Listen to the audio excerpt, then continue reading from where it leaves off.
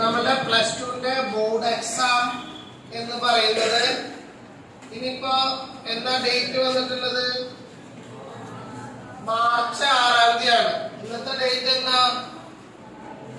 ഇന്ന് നവംബർ 17-ാം തീയതി അല്ലേ? നമുക്കിനി പരീക്ഷയ്ക്ക് എത്ര ദിവസമുണ്ട്? 100 ദിവസം. 100 ദിവസം കഴിഞ്ഞാൽ നമ്മളുടെ പ്ലസ് ടു ബോർഡ് പരീക്ഷയാണ്. പ്ലസ് ടു ബോർഡ് എക്സാമിന് എല്ലാവരും പ്രിപ്പയർ ചെയ്തോ? നന്നായിട്ട് പ്രിപ്പറേഷൻ ചെയ്തോ? എല്ലാവർക്കും ഫുൾ എ പ്ലസ് കിട്ടോ?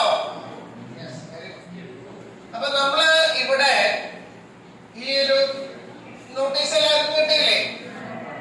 നമ്മളിവിടെ എല്ലാവർക്കും വേണ്ടിയിട്ട് ഒരു career guidance and orientation class ഈ 24-ാം തീയതി ഞായറാഴ്ച, 24-ാം തീയതി ഞായറാഴ്ച. ഇയാള് മൂന്നാമത്തെ ആളിനെ വിളിച്ച് പിന്നെ സംസാരിച്ചു കഴിഞ്ഞോ? അപ്പൊ 24-ാം തീയതി ഞായറാഴ്ച നമ്മള് 10 മണി തൊട്ട് 1 മണി വരെയുള്ള ടൈം പീരീഡ് ആണ് ഉദ്ദേശിച്ചിട്ടുള്ളത്. അതില് 10 മണി തൊട്ട് 11 മണി വരെ നമ്മള് ഒരു എൻട്രൻസിന്റെ മോക്ക് ടെസ്റ്റ് നടത്തുക. Physics, chemistry, either biology or maths.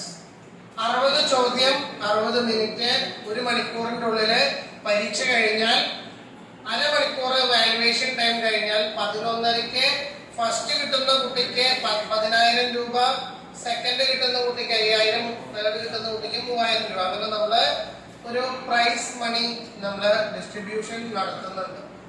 Programme organisation ചെയ്യുന്നത് നമ്മള് കരുനാഗപ്പള്ളി നഗരസഭ വിദ്യാഭ്യാസ സ്റ്റാൻഡിംഗ് കമ്മിറ്റി ചെയർമാൻ ആയിട്ടുള്ള റെജി.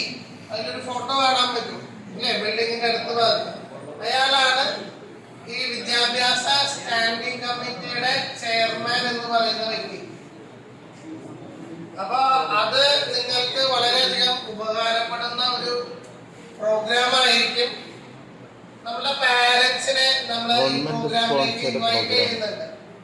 അപ്പൊ നമ്മുടെ പാരന്റ്സ് അതുപോലെ നിങ്ങള് ഈ ഒരു പ്ലസ് ടു കഴിയുമ്പോ നമ്മള് എന്തിലേക്കാണ് പോകേണ്ട നമ്മുടെ അഭിരുചിയെ കുറിച്ചിട്ടാണ് പറയുന്നത്. Career planning and career mapping എന്നാണ് നമ്മൾ ആ ഒരു പ്രക്രിയനെ പറയുന്നത്. അപ്പൊ നമ്മളടുത്ത് ചോദിച്ചു കഴിഞ്ഞാൽ പലരും പറയും എനിക്ക് ഡോക്ടർ ആവണം, എഞ്ചിനീയർ ആവണം, അങ്ങനെ പറഞ്ഞ് പല കാര്യങ്ങൾ പറയും. പക്ഷെ നിങ്ങൾക്ക് അതിനുള്ള ക്വാളിറ്റി, കപ്പാസിറ്റി ഉണ്ടോ എന്നുള്ളത് പലരും ആലോചിക്കുന്നില്ല. അത് ആലോചിക്കാതെ നമുക്കൊരു ഇൻട്രസ്റ്റ് ഉണ്ട് എന്ന് പറഞ്ഞിട്ട് ആ ഇൻട്രസ്റ്റിലേക്ക് നമ്മൾ എന്താ ചെയ്യുന്നത്? പോകാണ്. പലപ്പോഴും നമ്മളുടെ വീടിന്റെ അടുത്തുള്ള ആള് അല്ലെങ്കിൽ അറിയുന്ന ആരെങ്കിലും ചേട്ടന്മാരോ ചേച്ചിമാരോ അത് ചെയ്തു എന്ന് പറഞ്ഞിട്ട് നമ്മള് അതിന്റെ പിന്നാലെ പോവാണ്. ഒരു കുട്ടിയുടെ അടുത്ത് ചോദിച്ചു, ഇന്ന് മോർണിംഗ് ക്ലാസ് എടുത്തു കഴിഞ്ഞപ്പോ BSc നഴ്സിംഗ് പഠിക്കാൻ പോവാന്ന് പറഞ്ഞു. എന്തുകൊണ്ടാണ് BSc നഴ്സിംഗ് പറയണേന്ന് ചോദിച്ചു കഴിഞ്ഞപ്പോ തൊട്ടപ്പുറത്തിരിക്കുന്ന ആളുടെ പറഞ്ഞു അവള് അതാ പഠിക്കാൻ പോണ, അപ്പൊ ഞാൻ അവളുടെ കൂടെ ഒരുമിച്ച് അങ്ങ് പോയാൽ എളുപ്പമായല്ലോ. ഇങ്ങനെയുള്ള ചിന്താഗതി. അപ്പൊ ഞാൻ ചോദിച്ചവരോട് അങ്ങനെ ഒരുമിച്ച് പോയി കഴിഞ്ഞാൽ എന്താ മെച്ചം?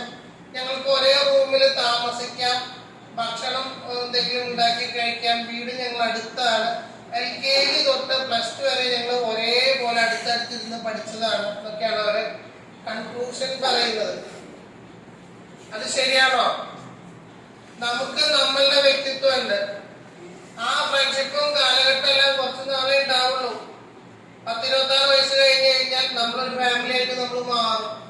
ആ ഒരു ടൈം പീരീഡിൽ നമുക്ക് നല്ലൊരു ജോലി വേണം, നല്ലൊരു അഭിരുചി നമ്മൾ എന്താണ് എന്നുള്ളത് വാർത്തെടുക്കാനായിട്ട് നമ്മളെ സംബന്ധിച്ചിടത്തോളം കരിയർ ഗൈഡൻസ് എന്ന് പറയുന്ന പ്രക്രിയ എല്ലാവർക്കും വളരെ ആവശ്യമായിട്ടുള്ള ഒന്നാണ്. ആ കരിയർ ഗൈഡൻസിനോടൊപ്പം തന്നെ നമ്മൾ ചെയ്യുന്ന മറ്റു പ്രവർത്തനങ്ങൾ എന്ന് പറയുന്നത് കൗൺസിലിംഗ് സെഷനാണ്. നിങ്ങൾ കൗൺസിലിംഗ് എന്ന് കേട്ടിട്ടുണ്ടാവും അല്ലേ? എന്താ കൗൺസിലിംഗ് എന്ന് ചോദിക്കുമ്പോൾ പലരും പറയുന്ന കാര്യം, പഠിക്കാനായിട്ട് കഴിവ് കുറഞ്ഞ മക്കള് അല്ലെങ്കിൽ ചിലർക്ക് എന്തെങ്കിലും തരത്തിലുള്ള ഡിപ്രഷൻ അടിച്ചു കഴിഞ്ഞു കഴിഞ്ഞാൽ, ലവ് ഫെയിലിയർ, ഇതിനൊക്കെയാണ് കൗൺസിലിംഗ് എന്നാണ് പറയുന്നത്. വളരെ തെറ്റായിട്ടുള്ള ഒരു കാഴ്ചപ്പാടാണ്. കൗൺസിലിംഗ് എല്ലാവർക്കും ആവശ്യമാണ്. നമ്മളുടെ സെൽഫ് ആയിട്ടുള്ള ഡെവലപ്മെന്റിന് വേണ്ടിയിട്ടാണ് നമ്മൾ കൗൺസിലിംഗ് എന്ന് പറയുന്ന പ്രക്രിയ ചെയ്യുന്നത്. നമുക്ക് പഠിക്കാനായിട്ട് ചില വിഷയങ്ങൾ ചിലപ്പോൾ നമുക്ക് ഡൗട്ട് ഉണ്ടായിരിക്കും. യുവർ സെൽഫ് വർത്താനം പറയുന്നതാണ്. ആ കറുത്ത ടീഷർട്ട് ഇട്ടാണ് ഒന്ന് എഴുന്നേറ്റ് എന്താണ് അധികം സംസാരിക്കാനായിട്ടുള്ള കാര്യം എന്താണ്? അയാളുടെ പേര് എന്താണ്? അദ്വൈത്. നല്ല പേരാണ്. ആ പേരിന് അനുയോജ്യമായിട്ടുള്ള ക്യാരക്ടർ ആയിരിക്കണം. അദ്വൈത +2 കഴിഞ്ഞ് എന്താ പരിപാടി? തല കുടിച്ച് നിൽക്കല്ലേ, അതുപോലെ ഇതൊന്ന് കുടിഞ്ഞു വീണോണം നിൽക്കല്ലേ. സ്ട്രെയിറ്റ് ആയിട്ട് നട്ടല് നിർത്തി അദ്വൈതിന്റെ അടുത്തുള്ള ചോദ്യത്തിന്റെ മറുപടി പറയാം.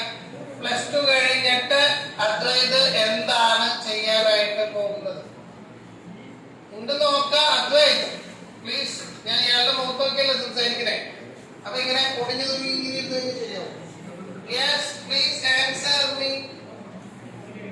എന്താണ് ഡിഗ്രി പോകണം അല്ലെ? ഇനി സംസാരിക്കല്ലേ, മറ്റുള്ളവർക്ക് ഡിസ്റ്റർബൻസ് ആവാം. അപ്പൊ പറഞ്ഞു വന്നത്, നിങ്ങളെ സംബന്ധിച്ചിടത്തോളം ഒരു കരിയർ കൗൺസിലിംഗ് എന്ന് പറയുന്നത് അത്യാവശ്യമാണ്. ഈ കരിയർ കൗൺസിലിംഗ് എന്ന് പറയുന്നത് 3 ടയർ പ്രോസസ്സാണ്.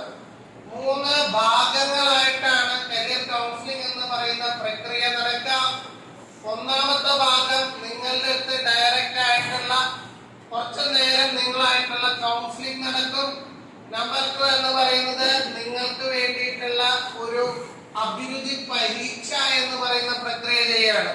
അഭിരുചി പരീക്ഷ എന്ന് കേട്ടിട്ടുണ്ടോ നിങ്ങള്? അതിന് ഇംഗ്ലീഷിൽ നമ്മൾ പറയുന്ന പേരാണ് സൈക്കോമെട്രിക് ടെസ്റ്റ് എന്ന് പറയും.